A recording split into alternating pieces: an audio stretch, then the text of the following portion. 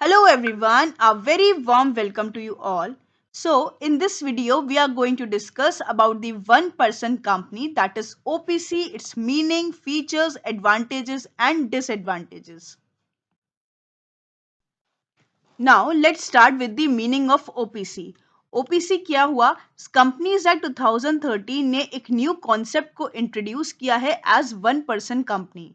इसके पहले जो कंपनीज एक्ट 2013 से पहले था हमारा 1956 या उसके पहले भी जो भी एक्ट्स थे उसमें वन पर्सन कंपनी जैसा कोई भी कॉन्सेप्ट नहीं था।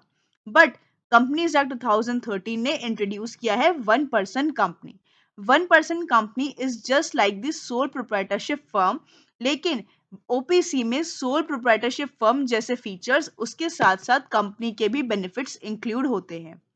जैसा कि सोल प्रोप्राइटरशिप फर्म में एक ही पर्सन होता है जो अपने बिजनेस को रन करता है, बट उसके साथ एक डिसएडवांटेज होता है कि उसमें उस पर्सन की लाइबिलिटी अनलिमिटेड होती है। मींस अगर फ्यूचर में उस बिजनेस में कोई भी लॉसेस हो जाते हैं तो वो पर्सन ही सारे लॉसेस को कवर करेगा, प्लस उसके साथ साथ उसके पर्सनल असेट्स को भी बेच सकते हैं उन लॉसेस को कवर करने के लिए। But in case of OPC person की लाइबिलिटी लिमिटेड हो जाती है, क्योंकि कंपनीज की लाइबिलिटी लिमिटेड होती है वैसे ही ओपीसी की भी लाइबिलिटी लिमिटेड होती है। तो यहाँ पे अगर लॉसेस हो जाते हैं तो उस पर्सनल के पर्सनल असेट्स को सेल नहीं किया जाता है। So as per section 2 clause 62 of Companies Act 2013, one person company means a company which has only one person as a member. Now let's move on to the features. Features क्या हुए? सबसे पहला तो only one person required. किसी भी OPC को form करने के लिए सिर्फ वन पर्सन की रिक्वायरमेंट होती है। वही पर्सन उस कंपनी का डायरेक्टर बन सकता है और वही पर्सन उस कंपनी का मेंबर भी बन सकता है। ओपीसी में अगर चाहें तो ज्यादा डायरेक्टर भी हो सकते हैं, बट मैक्सिमम 15 से ज्यादा नहीं हो सकते हैं, लेकिन शेयर होल्डर सिर्फ एक ही रहता है। Next is it can only be incorporated as a private company. As a private company ही केवल वो इनकॉर्पोरेट की जा सकती है, और वो private company can be limited by shares और by limited by guarantee. Next is one person company के नेम के आगे ब्रैकेट्स में वन ओपीसी लिखना मैंडेटरी होता है। Next is nominee. So one person company में क्योंकि वन पर्सन से कंपनी फॉर्म हो जाती है, इसीलिए इसमें नॉमिनी अपॉइंट करना मैंडेटरी होता है। तो जो भी सोल मेंबर होगा वो एक नॉमिनी को अपॉइंट करेगा while incorporating the company. Company के मेमोरेंडम में उस नॉमिनी का नाम मेंशन किया जाता है। जो इन केस में जो सब्सक्राइबर है कंपनी का उसकी डेथ हो जाती है या वो इनकैपेसिटी हो जाती है टू कॉन्ट्रैक्ट, तो जो नॉमिनी होता है वो बन जाता है उस पर्सन की जगह उस कंपनी का मेंबर। नॉमिनी अपॉइंट करने के लिए उस नॉमिनी की कंसेंट भी लेना मैंडेटरी है। Next is minimum one director. तो ओपीसी के लिए सिर्फ वन डायरेक्टर से भी कंपनी बन सकती है, बट मैक्सिमम डायरेक्टर्स 15 भी हो सकते हैं।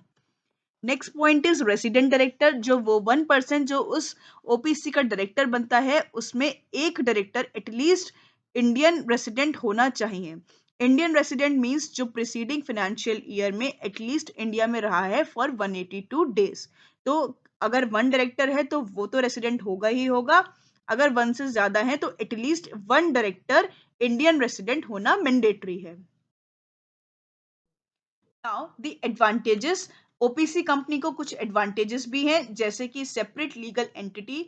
तो जिस तरह से किसी भी कंपनी की सेपरेट लीगल एंटिटी होती है उसी तरह ओपीसी की भी सेपरेट लीगल एंटिटी होती है, क्योंकि कोई भी कंपनी एक आर्टिफिशियल पर्सन होती है और उसको मींस उसके डायरेक्टर या उसके शेयर होल्डर से उसकी एग्जिस्टेंस अलग मानी जाती है from the company. Next is easy funding. Just like a private company OPC भी फंड्स को रेज कर सकती है easily through venture capital, financial institution, angel investors etcetera. Next is less compliances. As compare to other companies OPC को कुछ exemptions दी गई हैं जिसकी वजह से इनके कंप्लाइंसेस कम होते हैं। जैसे कि ओपीसी को कैश फ्लो स्टेटमेंट बनाने की नीड नहीं है।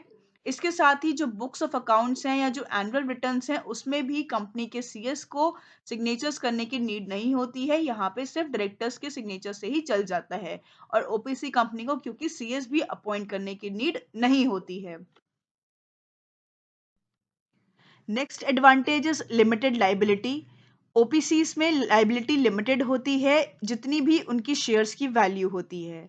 तो अगर फ्यूचर में कोई भी बिजनेस पे रिस्क आता है या लॉस होता है तो इंडिविजुअल पर्सन के पर्सनल असेट्स पे कोई भी रिस्क नहीं आता क्योंकि उस पर्सन की लाइबिलिटी लिमिटेड हो जाती है to the extent of the shares ही इज होल्डिंग। नेक्स्ट एडवांटेजेस की ओपीसी को एजीएम कंडक्ट करने की भी नीड नहीं होती है। Along with the advantages, there are some disadvantages also. जैसे कि OPC is suitable only for small businesses.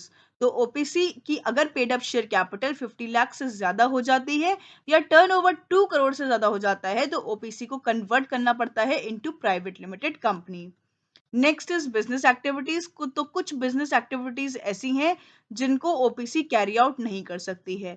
Like OPC can not carry out non banking financial investment activities. इसके साथ ही कभी भी ओपीसी सेक्शन 8 कंपनी की तरह इनकॉर्पोरेट नहीं हो सकती है, ना कि हम ओपीसी को कन्वर्ट कर सकते हैं कभी into section 8 company. Next is जो भी पर्सन ओपीसी कंपनी को फॉर्म कर रहा है वो दूसरी ओपीसी नहीं बना सकता है और ना ही किसी दूसरी ओपीसी में नॉमिनी बन सकता है। नेक्स्ट पॉइंट इज जब भी हम ओपीसी को फॉर्म करते हैं तो एक नॉमिनी पर्सन को भी अपॉइंट करना रिक्वायरमेंट है, मींस वो भी अपॉइंट करने की उसकी रिक्वायरमेंट होती है। Thank you so much, stay connected for further videos.